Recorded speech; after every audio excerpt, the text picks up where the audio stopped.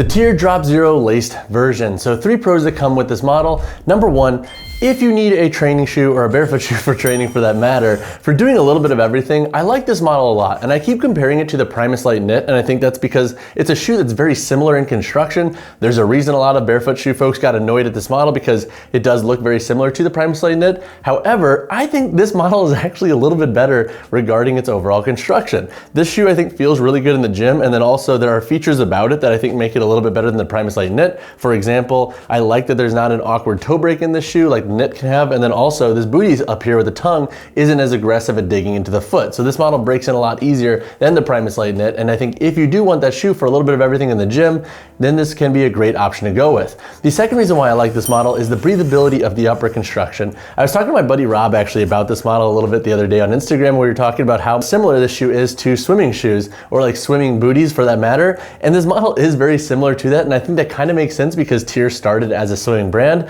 but the shoe does have a very lightweight and breathable upper, which I see as a good thing. And now, is this model I think worth the price? Probably not. I don't think most barefoot shoes are, to be honest, but we could talk about that in a different video. But that said, the upper of this model does breathe really well, and I do like that a lot about the shoe. Like, you can see the ventilation through the midfoot here on the lateral and medial side of this model, and the toe box breathes pretty dang well as well. And so if you live in hotter climates, or if you just like going barefoot in your barefoot shoes, this can be a really great option to look into for that reason. The third reason why I like this model is while it does have a very lightweight feel, the sole gives it a nice structured feeling when training. So with this model, you have the TYR tack rubber outsole construction. It wraps up on the lateral and medial side, so it does help give you additional support, which I think is desperately needed if you're gonna use a lightweight knit upper like this model has. And so that said, I do like that feature. And with the midfoot construction too, I like that it doesn't rub too much on the top of the foot, so you do get pretty locked down in this model, despite it being an overall lightweight shoe. But now let's talk about a couple of cons that I have with the DropZero Laced. So a few cons that I have with this model is number 1, the price point.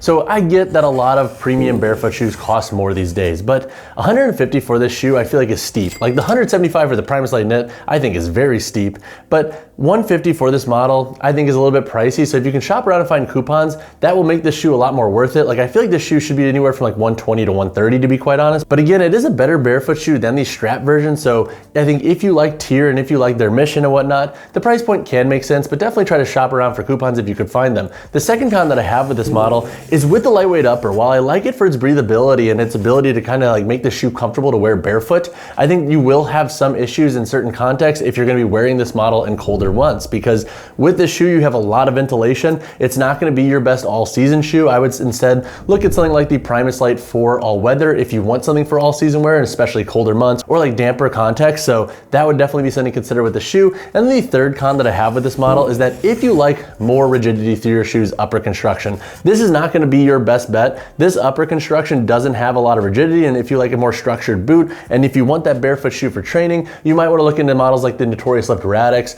or even models like the Advances Apex Power if you're somebody who's hyper specific with lifting and you want a barefoot shoe for that context. But now let's talk about the performance of the DropZero Laced. When discussing the performance of the TYR DropZero Laced model, I'm going to discuss how this shoe performs for lifting, cross training, short runs, and daily wear. In the context of lifting, I have really liked this model. I find the TYR tack outsole to be wicked grippy. So this shoe has a good amount of grip, I think, for most surfaces. And so if you are a power lifter, if you just need a shoe for recreational lifting, I think you will enjoy this model. I have yet to have slip issues when doing any form of single leg work, squat, or deadlift in this shoe, and it grips machines pretty well as well. So I like that about this model too. And it's also very flexible. So it does give you a nice flexible sole construction with a lot of grip. And with these sidewalls here, it gives you additional support and security in this shoe. The toe box is plenty wide, but then there's also not an awkward toe break. So the shoe breaks in really fast. And unlike other barefoot shoes like the Primus Lite 4 all weather that has that TPU break here at the forefoot on the lateral side, which can be very uncomfortable, this model doesn't necessarily have that issue. And the strap model I also had that issue with as well. So if that is an issue with you in other barefoot shoes, I think you will enjoy this model for lifting for that context, and how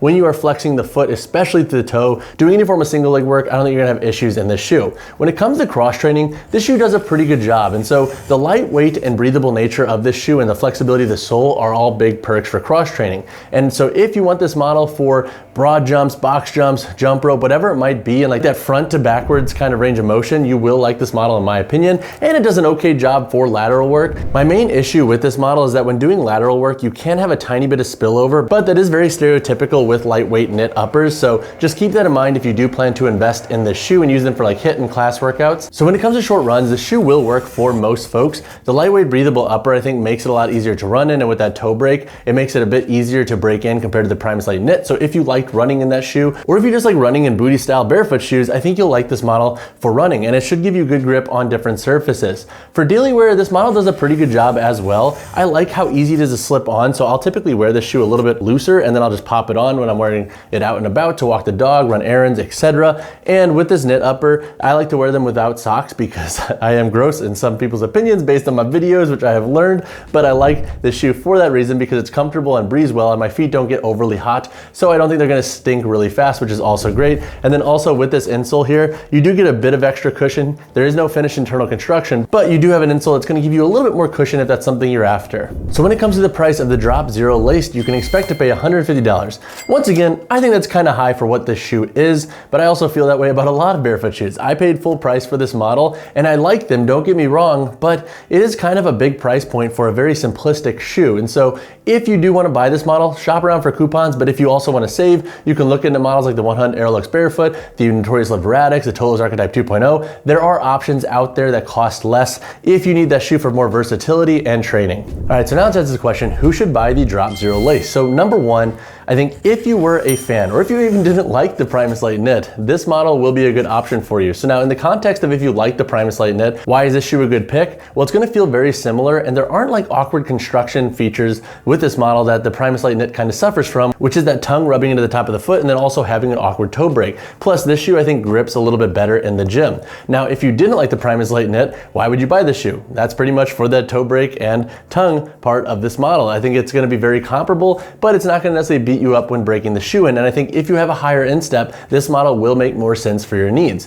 The second context is for somebody who wants a shoe for both daily wear and then training. With knit barefoot shoes, you have a nice ability to wear these shoes out and about, and they look pretty casual, but then they also perform really well because the shoe is kind of dialed more for training with these lateral and medial wraps with the sole, and its tear tag grippy rubber outsole. The third context is if you have a wider foot. So with this shoe, you don't have a super aggressive taper. The toe box I find to be plenty wide for my foot width, and I think if you have a flatter foot, this can be a good option to look into because you're not going to have a rigid sidewall or aggressive taper through the midfoot to forefoot transition in this model. Now, who shouldn't buy this shoe? Number one, I think if you're on a budget and you need that shoe for training and whatnot, there are options out there that will cost less than this shoe. This model comes in at, once again, $150 with tax. It's going to be a little bit more pricey than other models that come in around like $80 to $100 to $110, $120. The second context is if you like more rigidity through your shoe's upper construction, this is not going to be your best bet. You don't have a rigid boot or padding back here. It is a very lightweight booty knit construction, so keep that in mind before you invest in this shoe. When discussing the sizing and fit of the TYR DropZero Laced, I think most folks should be safe going true to size in this model. So I wear a size 10 in all of my barefoot shoes. I have an E to double E width foot and a normal arch, and the shoe feels really good. And what I like about this model, and this is circling back to the Primus Lite Knit, is that it doesn't run nearly as long. So this shoe I think fits a lot more true to size than that model, and you get the shoe in half sizes, which I also think is a perk. And so if you have a wider or flatter foot, you should be also safe going true to size in this model. All right, now let's cover the weight, heel, toe drop, and insole in the TYR DropZero Laced. So for my size 10 shoe here, we have a weight of 8.85 ounces. The heel to toe drop in this shoe is 0 millimeters, and this model has a removable insole. However, the internal construction is not finished. All right, so now let's break down the construction of the TYR DropZero Lace. So up here on the forefoot, we have a light internal toe guard, and then we also have this outsole that wraps up around the toe box as well. This helps give this shoe a little bit of additional structure despite it not having like a synthetic overlay or a TPU overlay giving you additional forefoot security. This knit material is very breathable up here through the forefoot, and it has a little bit of stretch, but it's not wicked stretchy, which I think is desperately needed since there isn't a ton of structure through this model's upper here. Looking at the midfoot and boot, you also have this breathable knit material, so this is pretty much see-through here through the lateral and medial side of this shoe. And then back here on the boot, you have some DropZero branding on the lateral side, and you have this TPU cage. It doesn't give you a ton of support support, and that's why I also say, like, if you like a bit more structure to your barefoot shoes, this might not be the best option to go with. You have an external heel tab here to help pull the shoe on, and then you also have that booty style construction, and it has a nice stretch to it. So this model breaks in a lot easier, I think, than the Primus Lite Knit. There's less digging with this material up here. It's a little bit softer, and then you have some TYR branding here on the tongue. Looking at the midfoot here, you have 1, 2, 3, 4, 5, 6, 7 core eyelets that go up with 2 more back here for lace lock purposes. And then the outsole of the shoe features the TYR tack. This is what they also used in their strap version. This outsole I think grips pretty well, and it has a nice level of flexibility. And then once again, this model does have a removable insole, but that's pretty much the gist of the shoe's construction. If you have additional questions, drop a comment down below. All right, y'all, that wraps up my review of the TYR DropZero Laced. Honestly, I like this model a heck of a lot better than the strap version, and I kind of called that out when that first model came out, as I was really optimistic about this shoe. But is it gonna be a shoe for everybody? No. Is it a strong performer in the gym? Yes. If you need help deciding if the shoe is worth it for your needs, drop a comment down below or reach out to me on Instagram, whichever you prefer. And as always, y'all, drop a like on the video, subscribe to the channel. I'll see you guys in the next one.